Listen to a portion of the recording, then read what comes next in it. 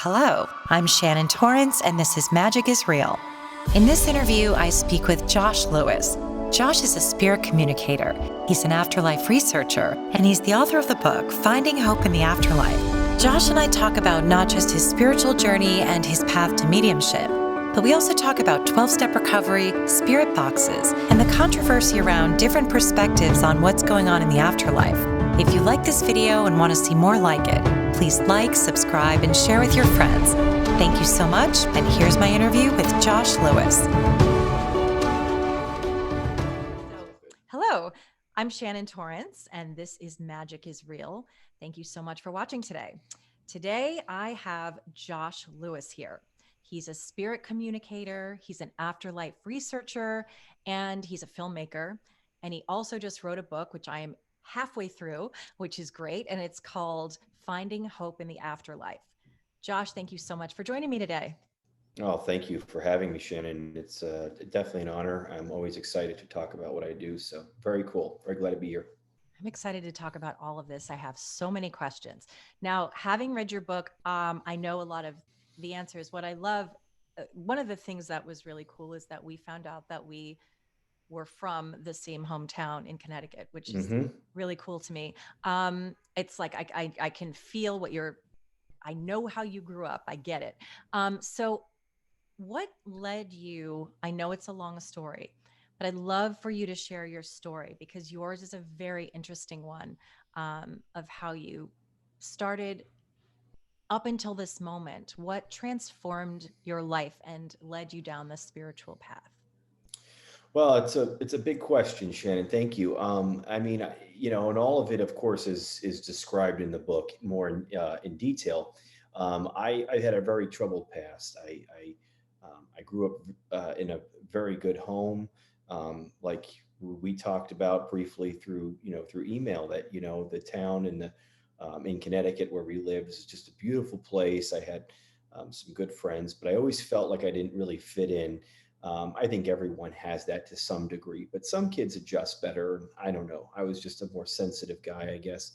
Um, I don't wear it uh, on my sleeve, but I'm open about it. I share about my past and stuff. And I found um, alcohol and drugs, this was a comfort at some point in my life, a false comfort, and it brought me to my knees.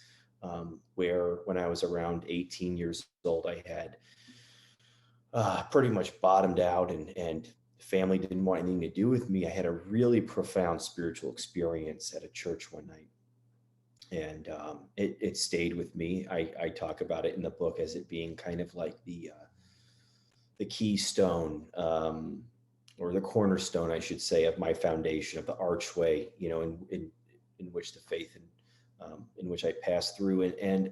Um, I still had a lot of troubles after that, but I went to prison. I had a prison um, sentence that I had to deal with, about 2.5 years. And when I got out, I had nothing. I had no job, no place to live, um, nothing.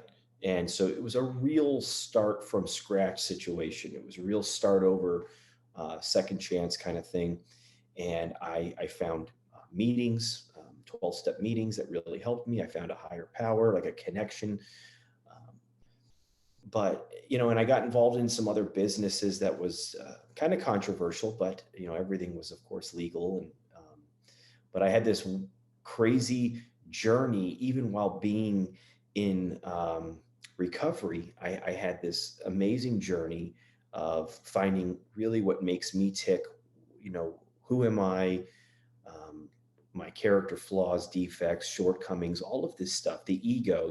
So that was a big thing, working on myself, working with others within the 12-step communities and stuff like that.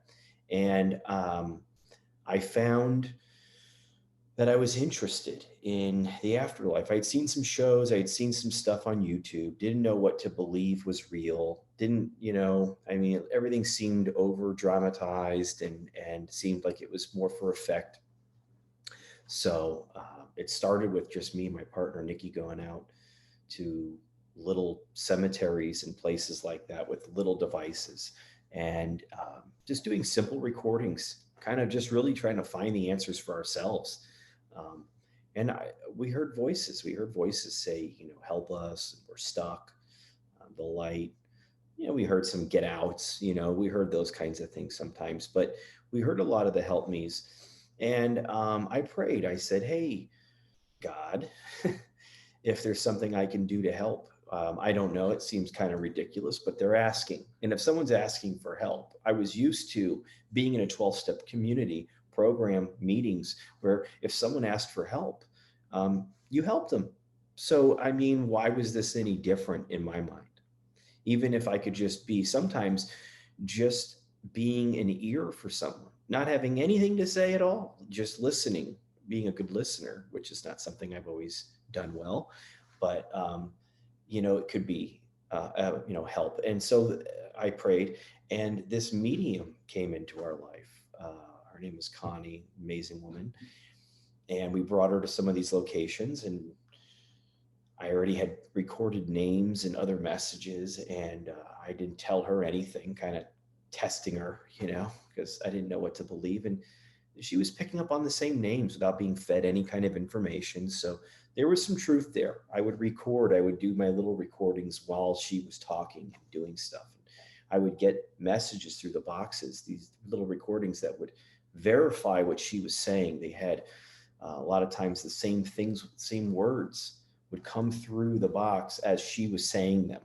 So that was really intriguing to me.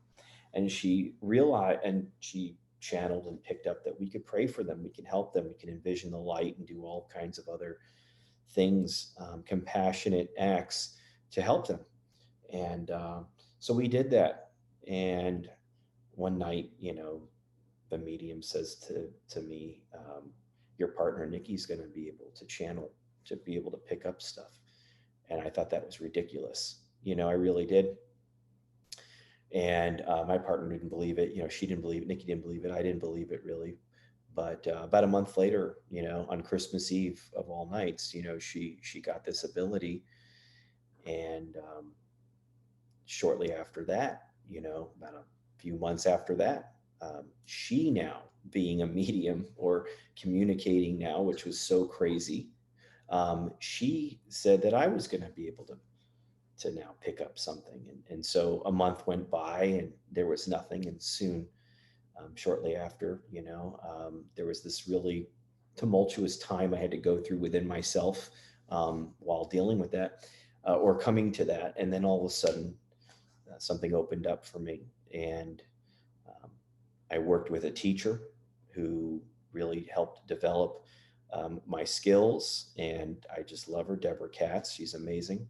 And I've now done over 2,000 paid readings, without boxes, without any kind of gear, just with my own intuitive ability. Um, that's just, I've had some wonderful sessions that were, I'm not always right, but I would say I'm in the 80 percentile or more, so I mean, it's a really good number, or I have a good feeling when I do what I do. I still deal with doubt, still deal with,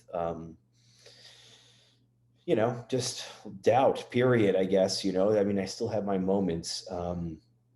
But then I've also done really the work I've done, um, and I have a channel on YouTube that I show my work, and I have, about 70,000, a little over 70,000 subscribers. And but I do private box sessions. So I use the technology, the gear, the different recorders, the boxes, and even night vision cameras to pick up visual things. And I do these private sessions with people that are looking to reach their loved ones. And I've done probably close to over 100 of those. And those take more energy, more work, more time. But I mean, it's amazing, and it's just getting better and better. So it's really exciting. It's really exciting. So that's where I'm at now. I mean, I just wrote the book. I'm planning events, physical events for when possibly this world could return to some kind of normalcy for the later part of the year. And I have a whole show and experience that I have devised to take people through a weekend, a one night event, all kinds of different things. So I'm hoping that I can keep on spreading this work, you know? Yeah. Yeah, I know you will. Well, that's there. I have so many things to unpack. One of them is I really love two things that really mean a lot to me that you've said.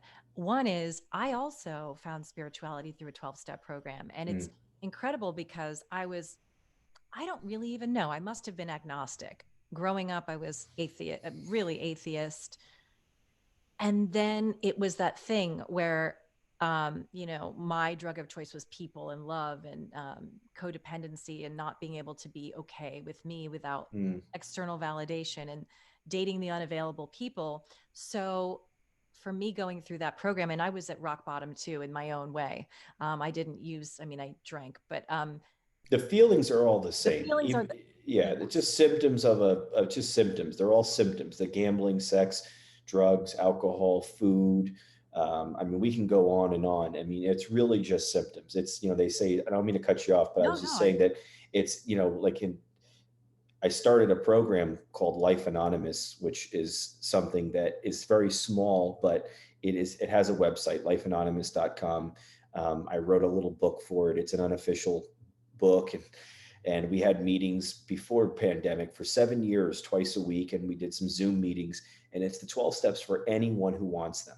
I have It's always said someone should do that. Yeah, I started it in 2014 and it never really grew, but I also didn't, make it my sole purpose. I have a lot of other things that I'm doing, but I did it because anyone could benefit from the 12 steps. And it's not about the drinking, it's about the thinking. It is definitely the thinking that we need to look at. But so I didn't mean to cut you off. I just No, wanted to say that because, yeah.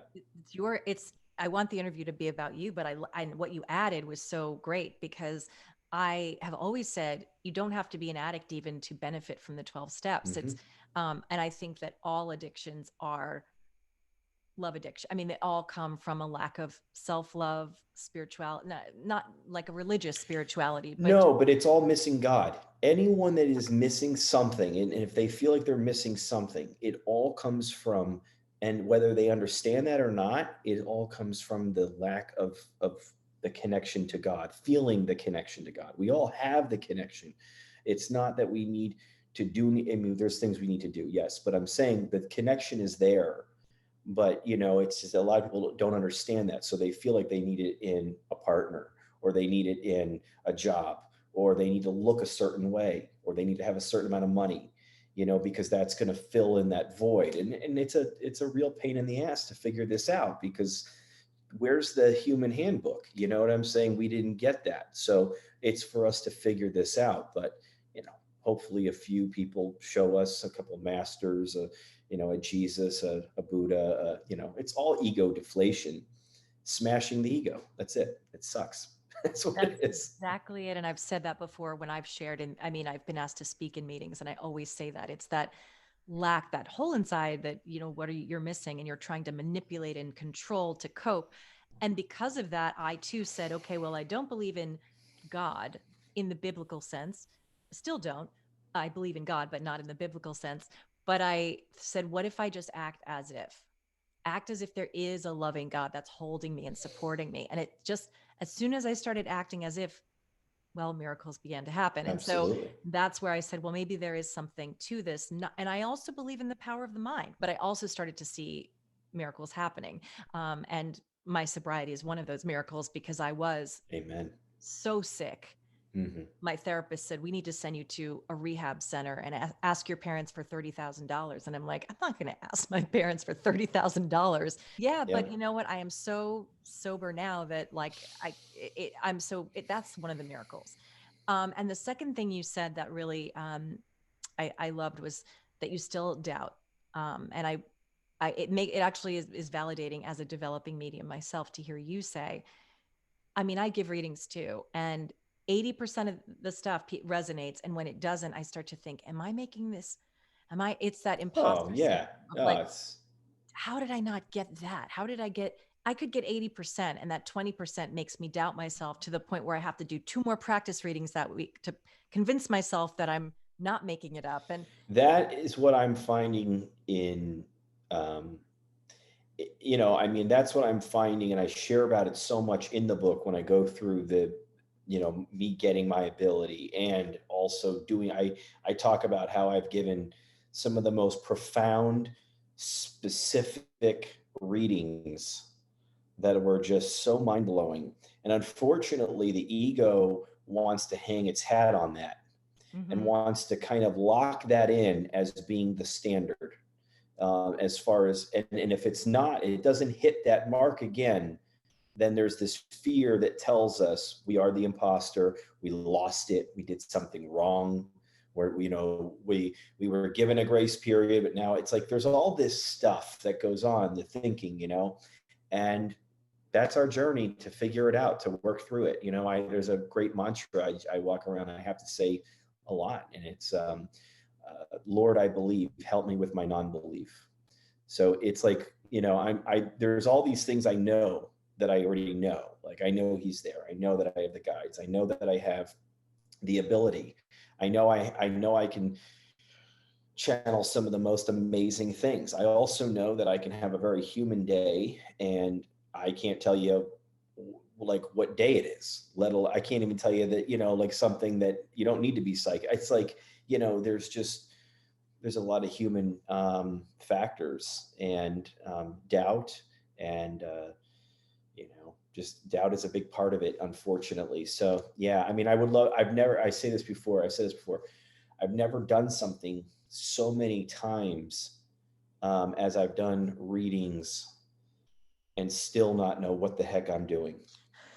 You know That what I'm saying? Like, that's kind of like, exactly yeah. it. Hmm.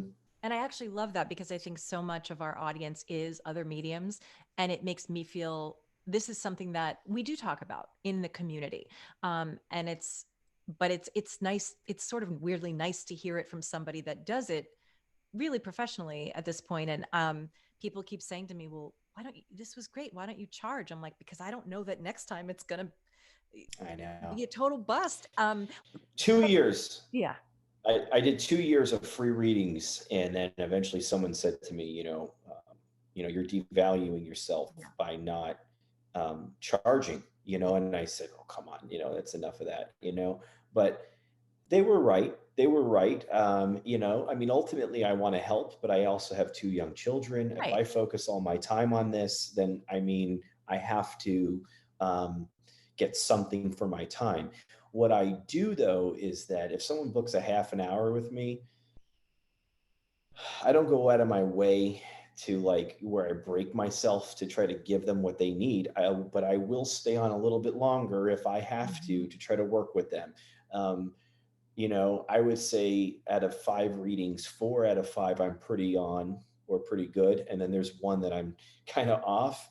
And it could be because of the person, it could be because of me. I don't ever blame the person, but I'm saying it could be. Right. But I always try to, take my share of whatever it is. Maybe the spirit doesn't want to communicate.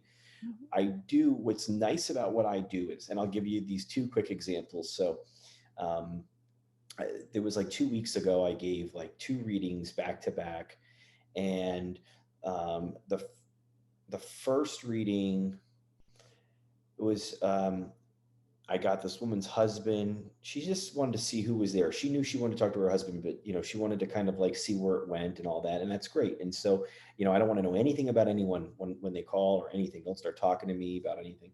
So I get the husband. I feel that I described him physically right. She said, "Oh, that's right." Da, da, da, da, da, da. Okay, so once I start getting a couple hits, then the connection starts getting better. I start trusting myself more. Then I can start talking more freely. But it's those initial hits that are sometimes kind of the hardest to break the seal. And then so we were going well, and everything was fine. And towards the end, or at the end, I said, is there anything to the husband? I said, is there anything you want to say to her now as a specific message before we disconnect? And he said, tell her that we're going to still watch the bunnies together. Okay, so that was very specific. It was like, that's either going to be dead on right, or that's going to be way off, right? Yep. And so the little bit of fear came in, and I go, well, I said, do you have a lot of property? I don't ask questions normally. I just kind Yeah. of give the reading and then maybe a little feedback, but I try to. And she goes, yeah, we live on a big property here in Canada, whatever. I said, because he's telling me that you guys are going to still watch the bunnies. The bunnies, you're going to watch the bunnies. Oh my God, we sit on the porch.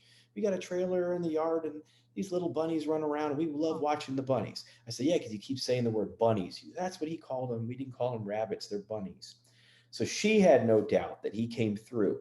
The next day, I'm doing a reading for a girl that wants to speak with her father, and but she's a little doubtful, and I can tell, and it's creating a little bit of that anxiety in me, and so I'm getting some stuff and I'm giving it to her, and some of it's right, some of it's wrong, and then she's starting to get all a little, and I'm like, "Ah, okay." I then didn't want to go any further. What I did say though is, let me go inside and let me sit down with you, or let me put you on speaker, and I'm going to pull out my devices and just invite him to come through my device. It kind of takes the pressure off me. I'm asking my guides to help out, and we can really pick up a lot of stuff. So I pull out my recorder. I have her ask for her dad, and she asks a very specific question. She says, Dad, what color shirt did you wear at the wedding? That's all she asks. Okay. It could be any wedding. I don't know what the heck she's asking. She asked that question. That was it. And a couple other things, but that was it. That was very specific. So it takes me a day or two to review the findings, and I review the findings and I send back to her a captioned recording. And Dad, what color, the shirt, and it says, it was red, you know. So, and she emails me back. He wore a red shirt. That is amazing. I will never doubt this again. So it was like, on one end, one woman was extremely, she got the message she needed. There was no devices needed. It was just me. There was no doubt for her that she heard from her husband. And then the next day, I needed some help. I needed a little help, or it needed a different avenue for it to go through. But we still gave the person, she was still able to get the answer that she needed, the validation she needed. So I think that's pretty cool. Yeah. it is pretty cool. And that leads me to I know that you used what's called a spirit box. You may call it something else too. And I'd love for you to explain to the audience who doesn't know. I'm very familiar with it. Um, Obviously, without going into like all the electronic parts, but I'm sure you're used to explaining this to the layperson. I've seen it work. It's really, really fascinating, and I hope that there will be more research done on this. You're Mm. doing it. I think the block that we have right now is that there's skeptics involved, but I mean, it would be so great if we could sort of bring this to light, because I think it's so valid. And what is the box? What does it consist of? Well, there's a couple different things. So first of all, we call that any work with the boxes and the gear technology, as far as the recording devices and the spirit boxes, the little radios and things like that. We call that instrumental transcommunication, ITC for short. It's separate from kind of the paranormal community, or the psychic medium community. It's its own little, like, and it's got a rich history. I mean, Nikola Tesla dabbled in ITC. Ben Franklin dabbled in ITC. Konstantin Radovan, who was just a brilliant Latvian scientist, he was involved. Frederick Jurgensen, who was a filmmaker in early, I think early 1900s, in a sense. It was, I forget the year, but anyway, Frederick Jurgensen, I mean, he recorded some of the first EVP. So there's been some really amazing, but there's always this mainstream science doesn't want to accept it. There's a lot of room for false positives and things of that nature. So with that, I get that. And I'll say this: if I saw it as a layman, as someone that didn't know what it was, I would totally think, most likely it was fake. Okay. It takes someone to do it themselves, to believe in it, or to find someone that they can trust, that Mhm. they can watch and do. They just have to feel that what they're watching, the person is going to give them the truth. Right. Um, and so what we found is that, so that I have a little radio. It's a simple radio made in China, just cheap little radio. And it's built for this purpose, though, in the sense that it's going to scan through radio stations at a fast rate. So it's going to only let little bits and pieces of sound coming through, not even whole words a lot of times. and people thought that they spirits were taking words from the broadcast and plucking them or Right. something, and like, kind of like, the way Bumblebee talks in like those Transformer movies. I don't know if anyone's ever seen them, but it's like it's all like little bits of radio. But really, what I have found, and Steve Huff has found in his research, is that um, that spirit is taking the bits and pieces, fragmented pieces of sound, and are able to formulate their own responses from it. Okay, so yeah, that's what's happening. And so, like, it's just started out 7 8 years ago for me, where it was really hard to hear. It still is not the greatest at Yeah. times. Sometimes it's really clear and amazing, and we keep working on it. We keep working on trying to improve that. But and it has jumped leaps and bounds from where it was 7 years ago to now. A woman from the Proof of Afterlife group that I think that you saw. Yeah, that's where I'm Yeah, from. okay. And I'm one of only two of the approved mediums in that group. So that's Mhm. cool, because one of the admins, Rita, knows me and knows that everything I do is 100%. And um, so someone messaged me and asked me to do a reading. I get requests sometimes, not all the time, but I do. And and I said, yeah, I'll do a reading for you. I said, but also look at what I'm doing here with these other sessions. I said, you may want to actually hear your loved one come through, And I sent her the video, and she sent back to me. She sent me a message back, and she goes, I don't know what that is. That looks stupid. She goes, that's clearly fake. So I'm talking about a reading. Right. And I said, without me, and I sometimes when people are disrespectful, if they're being disrespectful, I have to check myself because I'm human still, We like all in this do. Yeah. sense, and I'm like, okay, hold on. But I said, talk to me. What made you feel that? What was the situation? Like, what did that make you feel? She goes, well, clearly, look at that. I mean, that doesn't, that's the, how could that even be real? Hmm. And I said, there you go. That's beautiful. I said, thank you for telling me that. Because yes, I hear that I hear people say you're fake, but you are seeing this and I'm showing you and you're clearly in pain. You want to talk to someone and I want to help you, but, and I'll do a reading, but I said, this is real Yeah. and they are using their voice. I'm doing now. I mean, I've got to the point now where I'm making it so hard to debunk in the sense that people try to debunk, everyone's work. I get it. And some people are out there faking stuff and it sucks. I talk Yeah. about it in my book. I have a whole chapter called Fakes and Frauds. So there is stuff out there. But anyway, so now I'm doing it where I've created these sound sources of complete gibberish. There's not one word in my sound source. So you said, I think at one point you had experimented with some apps and tried some different things. Yeah. And I'm not knocking apps. I've used some apps. I mean, I don't know, but if they have words in them, it's Yeah. going to be a little bit of a problem. So I've You're created creating one. something.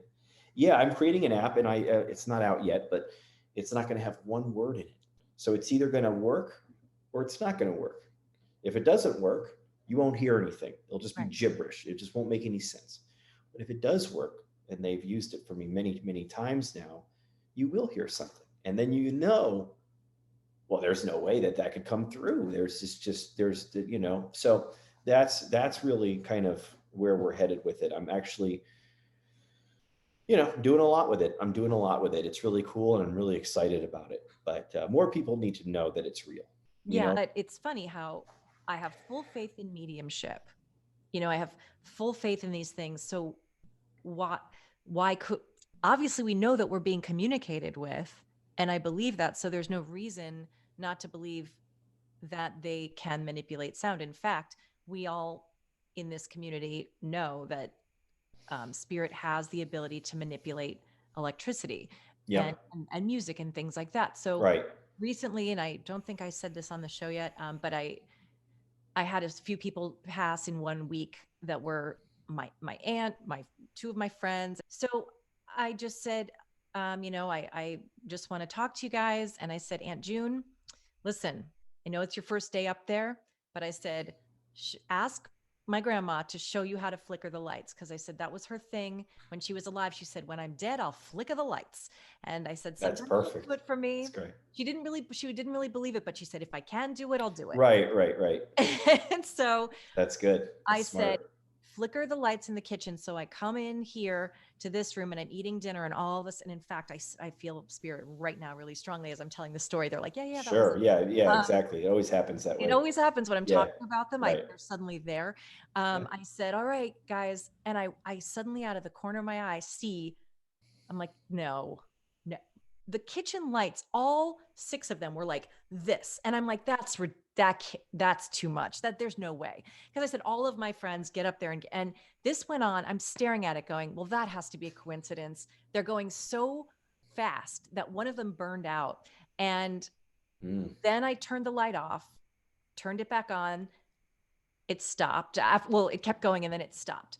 So the next day I go in there and all the lights are fine. Like none of them burned out. They're all fine and they're working normally and they have never done that since. So if I believe, which I do, that my loved ones in spirit can flicker my kitchen lights on command, which isn't always the case. They're not going to do Hmm. it every time you ask. No, of course. Then it makes perfect sense to me that there's also a way that they can manipulate sound. It's manipulate weight, energy, It's wave, waveforms. It is. It is. waveforms. It's The all. word. Yeah, Everything is vibration. Everything is waves. Everything is yeah, light. And we need light. They talk about the light. They talk about not necessarily the light to cross over into. It's more light to receive light. So that's a big deal. I didn't realize that until like year three, that they weren't necessarily talking about, so they need light. We need light, more light, or like bring in light, bring in more light, and then I started realizing, oh, they're not talking about, they just, okay, so, everything gets light from God, especially if we're, living in a good principle way, morally way, morally, um, you know, good, a good life. We're living a good life. And so therefore, if we're doing that, we're bringing in more light, we're sharing, if we're helping people, we're bringing in light, and the spirits can see it. They've said it many times. I see the light around you. It's beautiful. It's protecting. It's so bright, things like that. Sometimes I was in a crappy mood or something, and they're just like, your light's dim, not as much light, So, we want to bring in light. We want to do light. Meditation mm, brings in light. Grounding and running energy brings in light. Communicating with God, praying brings in light. Helping someone brings in light, and it's actual light. I mean, it's not like, may the may the light be with you, or whatever it is. There's all these sayings. It's like, no, it's really that there's actual light. And when you watch some of my videos, I mean, there's a lot of audio work I'm doing, recordings and picking up the responses, but the visual work I'm doing, and the things I'm recording now visually are mind blowing. I mean, they're yeah. just, I don't know if you've seen any, but I saw the orbs one, and then you showed some shapes of faces. oh, right, in the book, you mean? Was it You in the talking? No, I don't know. no It's on in the, YouTube? It because, was on YouTube. oh, okay, because yeah, I have some Yeah. stuff. Yeah, right, and then yeah, so I mean, I now have countless videos at this point of bright orbs, showing up and then entering my head and entering my body, and it's not like a bad thing. It's not like, I'm being possessed or nothing. I mean, they're coming in. They're light beings. They're angels. They're guides. They're loved ones that have crossed into the light already. They're not stuck spirits. Okay, so they're moving about, and they're coming in. They're doing turns. Some are bright. Some are small. Some are moving really slow. Some are coming in and pulsating and flashing to show that it is them. Like it's really them. And they come in, and then they leave. They come out the top of my head. I have a little like gray patch. They normally leave out the top of my head, right? They go straight up. They just shoot up. And this is real. I mean, this is some of the, I mean, these are balls of light, which is what our souls really are. I mean, we are light. I mean, in essence, I mean, that's what we are inside. Um, the guru Paramahansa Yogananda talks about, the three bodies: the physical body, the astral body, which is kind of what makes up the aura and our inside kind of spirit. But then there's the causal body, which is that ball of light. And that ball of light is the our true soul, it's our true self, it's our God self, and it's what comes, it's like the spark of light that comes from God. It's like we are all pieces of God. We Yeah. are all God, you know, and we just don't realize it. We just don't realize it. So anyway, Yeah. How so do you cool. what camera are you using when you're capturing orbs? A $30 Google Home Cam. Okay. Baby monitors are great.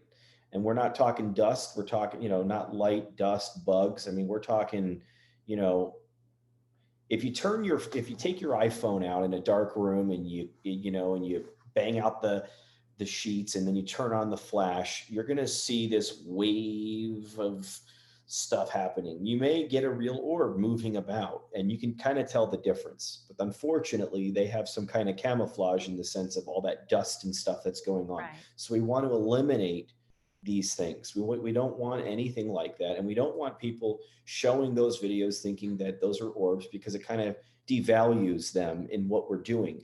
So when you see my videos, you know they're orbs. You Yeah. see them. They're bright balls. They're moving in very intelligent ways. They have a plan where they're going and what they're doing. They're crossing each other. There's no stream of air that's just blowing. Like, what kind of air are we? You know, these are moving on their own. You know, and so Yeah. yeah, basic cameras that are night vision cameras can pick them up. Oh, night vision. Yeah. Cause I've tried to do it too, because I have talked about this before, how I saw one with my naked eye when I was Which you can, yeah. young. And that happened one time. But it wasn't like the orbs. It was so bright that it looked like I could hold it in my hand. It was, Mm. and I just spoke with somebody who wasn't, she was sort of secretly spiritual. She didn't really know what to think. It was a friend of my sister's, and she's like, I want to meet with you because I've got these questions, because I've seen things and I don't tell anyone, but I've seen, she said, when I was young, this big orb appeared to me. And I'm like, the same thing happened to me. And we had the exact same story of how it moved. And I said, it looked at me like it was like this. It didn't have a face, but it almost looked curious, like it was friendly. And I described it as Tinkerbell. It was like a little fairy. And the That's how I tell them. I said, little Tinkerbells are flying around me. You see these like shooting stars. That's so interesting. It was cute. It made me scream just because I was 14 and didn't know what the hell it was. I'm just like, what is that? But and then it just shot straight up. But I'm fascinated now by the idea of orbs, because I know I saw one. I know they're there, and I'm always wanting to capture them on on video. Mm-hmm. So and you also mentioned what was I gonna, oh yeah. So you also mentioned that I'm open to the idea. See, in my what I've always believed is that, there's no hell and there's no heaven. It's just the other side. However, there are people that have perhaps, I just finished the Stranger Beside Me, the Ted Bundy book. That Ted Bundy, his soul is still going over to the other side because his soul isn't evil. His brain was sick or whatever. But I also believe that there are different levels, where somebody who's in that dark vibration, they're still going to go over, but they're not going to be at the same level as a soul that lived. Not, you don't have to be Mother Teresa, but just a regular person that A made good citizen. yeah, made normal mistakes. You and I are not going to hell because we, had some things happen. That was our learning experience. But and we've found love in our hearts. But I'm curious to know what you've learned, because I know that you have sort of communicated, and I have heard a lot of the recordings that kind of make you wonder, are they, when, I don't know, a lot of mediums believe there's no such thing as a stuck soul, that God doesn't make mistakes. Yeah, What do you you believe? know, I've talked to someone. There was a very arrogant medium I interviewed, but I didn't interview with. We both were being looked at to be on a show, Mhm. and she thought one way and I thought one way, and they wanted to pin us together, and so we can kind of like duke it out spiritually on who's right. Um, yeah, people think that they're just like these shadows of these people, like kind of residual energy that could be playing the tape over, but the real soul already left, and that's how they get these, like, it's like I don't know. That's a theory. I'm not, and there could be some truth to something of that, but no, there's the Tibetan Book of the Dead talks about bardos, which is levels. And even in the Bible, they talk about the heavens. It's plural because there's levels. Hmm. Um, even that one string theorist, that guy, I forgot his name. But he talks about that they believe that there's 7 to 11 hyper dimensions above us, and that if there was a God, that it would be the brain of God. It would be like his mind. Hmm. Um, and some have said there's 7 levels below, 7 levels above. So I do know that there are levels based on the recordings. They talk about, hey, we're coming down. We're going to Right. come down and visit you. Yeah. Um, this one's stuck. There is stuck. Um, the Bundy type is the Epstein type, those kinds. There's a way for them. First of all, nothing's permanent. Everything is transient. Everything, even heaven. So it's not like we still have a journey to go even up there, and there's still movement up there.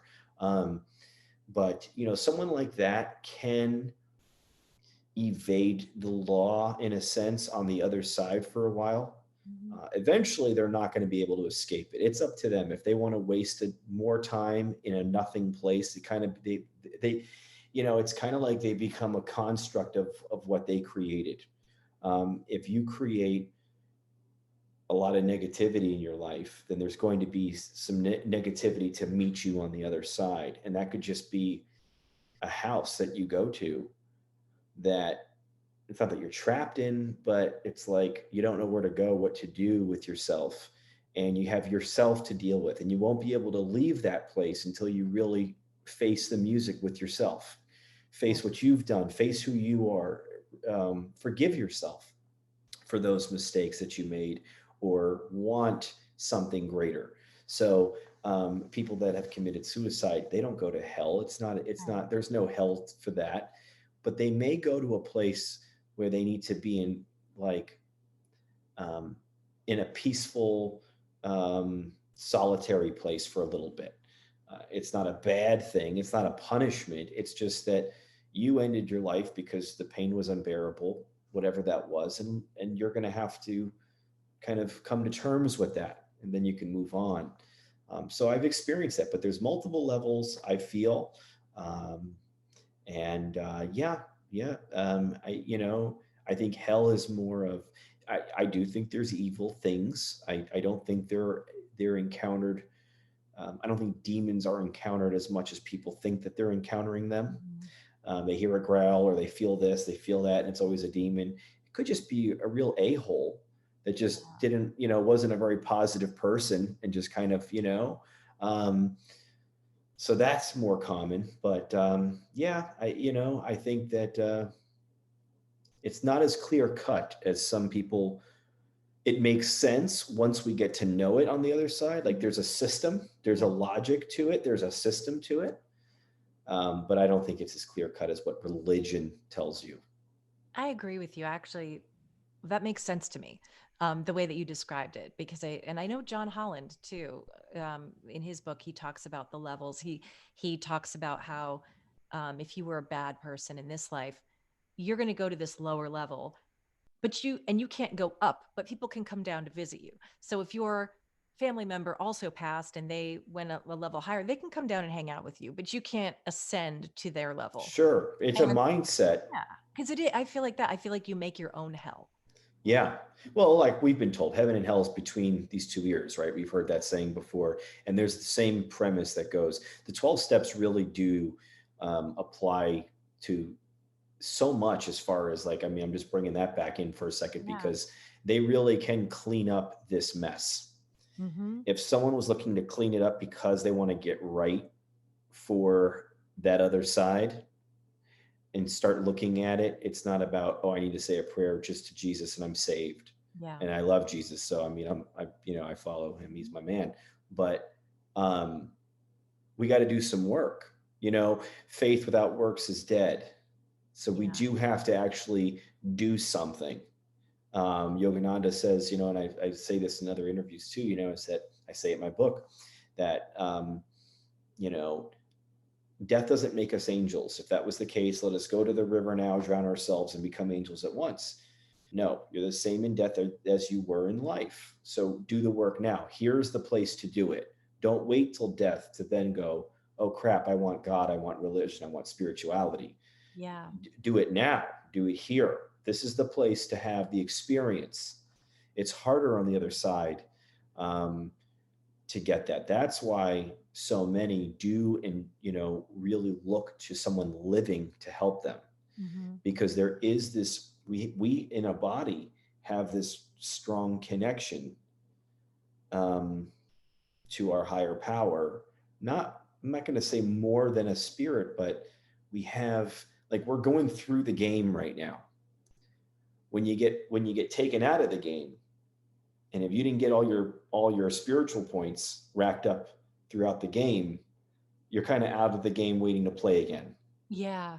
And so it's kind of like, Great analogy. and so Mhm. that's kind of the situation. So some people are like, I just want to get back into a body, start living again. Some are like, no, I don't want to come back. I want to move up.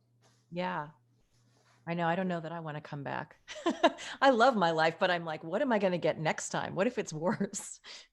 Well, I mean, that's why they say, work on your desires. If Yeah. if if if if you're dying with a whole lot of regret and desire still for something that you didn't, get or want, or that's something you wanted, you're holding on to the physical more, and so we need to let go. That's why Jesus says, wear this world like a loose garment, because we can have the experiences, we can love and live, and eat, pray, love, all that good stuff, but it's like, um, I mean, all my stuff, like all the stuff we have, we get so weird over our stuff. We're like, don't Yeah. touch my stuff.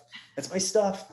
Did you touch this? Like, did that, like, what happened? Like, we get weird with our stuff, and it's like, it's not really our stuff. Yeah. It's such a joke. Like, we're borrowing it. We're using it right now. Cars and houses and clothes, and some of it's going to become garbage and disintegrate. Other stuff is going to go on to other people. It's just like the body isn't even ours. We don't even own the body. We're Right. just using it right now. So it's like, yeah, it's ours in the sense that we have rights. Like, we have our rights to our body and stuff. But you know what I mean? It's Yeah. like, While we're in it. Yeah. yeah, But I've had that. It sounds kind of gross and morbid, but I used to love watching true crime stuff. Now I actually don't as much, even though I'm reading the Ted Bundy book because it's yeah. actually Anne Rule is a great writer and it's about her friendship with him, and it's not disturbing in the same way that it's not gratuitous. It's actually an It's interesting. just funny. I don't mean to laugh. I just think No, it's funny. I just saw this TikTok where, like, like women are just like watching these grotesque and horribly graphic crime, yeah. shows where people are getting dismembered. They're like, hey, what do you want to eat for dinner Oh tonight yeah. or whatever? And it's like so funny. And I'm And I like, I don't have just picture that, nightmares. like, I can watch it and not have a nightmare, but I'm yeah, at the empath to the 100th degree. Like I picked up a rat off the road that was suffering and carried it home so it could die oh, with I've grace. done it. I've Like I'm that done that. much of an empath. I'm like, I I can't have, let it die in this heat in the sun. And I I'm had not. a cap of water for a rat to get, I had a cap of water I filled for a rat to drink. And he was like, I was like, I couldn't let this thing just die. It's so No, funny you I said didn't that. want someone to step on him, or like it was I 100 know. degrees and I found a box in the dumpster and I walked a mile home with this rat and I did Reiki on the rat and I put it under a tree. I mean, this is how sensitive I am. Like, and I'm crying over the rat. I feed my squirrels and when one, Beautiful. yeah, but then I watch a murder show, like no problem. But I unless, know. I but know. one of the things that used to always strike me when I was watching, like autopsy things is what always struck me is when they'd show a body and it would have a tattoo or a bracelet or a piece of jewelry. And something about that just always, just really made me, it's just what you said. All that stuff is part of you, belongs to you, seems so important. And now you're gone from Oh, your body and it's yeah. just a lump of stuff, Yeah. which It's just, And it's funny because I'll like sometimes I'll listen like to Howard Stern or something, and or and I heard Howard talking to like Arnold Schwarzenegger not too long ago, and these two older rich guys are just like, Arnold's like, I don't know. He's like, death really scares me. I'm really scared about death. I don't know what's gonna be. And Howard's like, I know. I don't know what's on the other side either, Arnold. I don't want to leave this stuff. And I'm like, ugh, like yeah, I like money and I like having stuff, but like if I Yeah. get to the point where I'm just like, no, I don't want to leave this. I mean, I get it. They probably have great lives, with all Right. their stuff. So, but then we get too attached. Yep. And I think that's what where I've found more peace is learning to let go, because I was always a very, very anxious person. Sure. Um, and I think I think that just sort of discovering that there's more, discovering that we really are souls, has just lightened me up so much. Yeah. Not all the way through, but at least in the last few years, I'm starting to feel like Excuse me. it's all, everything that happens, I think too. Now we're starting to see from a spiritual perspective that things that happen are just part of what's happening now in this play, in this stage play that we call life. And it can be brutal, and it can be horrible. But at the end of the day, there's so much hope, as you said, finding hope in the afterlife. Right. And I mean, when we really like I think just to kind of go further with what you were just saying is that, yeah, there's so many painful things to see. The division right now in this country, Yeah. I mean, children things and stuff with people that are hungry. And I mean, there's violence and there's so many, painful things to see. Um, but when we come to the realization that it is this elaborate motion picture and that it isn't the ultimate reality, um, it doesn't make it great still. Like there's, I mean, you don't want to see a child die or get killed or something happen. Yet it's just like, like I can't even fathom this, Yeah. a father doing something to their kids or I don't, God, whatever. It's like there's so many things I can't, but thank God my work and others have proved, the work has proven that that's not the ultimate reality. Mhm. And there is a thing called karma, and it's not like, oh, karma's going to get you. It's more like we have accumulated certain things that we've done in other lives, whether people are at that level of understanding yet with it or not.